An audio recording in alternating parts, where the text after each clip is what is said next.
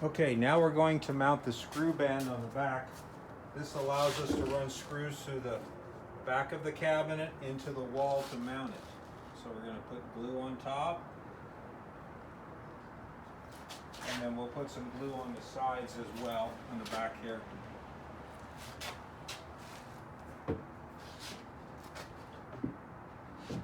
Fit in here.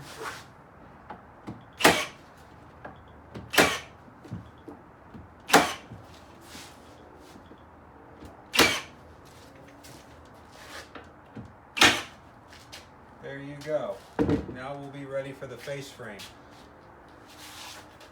The thing I'm trying to show you here is you don't need a lot of tools to build projects for yourself. You could, I would say, maybe $1,000 to $2,000 max. $2,000 would get you really high-end tools to be able to even do this, but you could actually do this for $1,000 or less. I'm trying to show you a minimal amount of tools to use to build something that's going to be very nice and attractive in your home or in your commercial space. So hope you enjoy this video. We will discuss how I determine the sizes to build this cabinet next.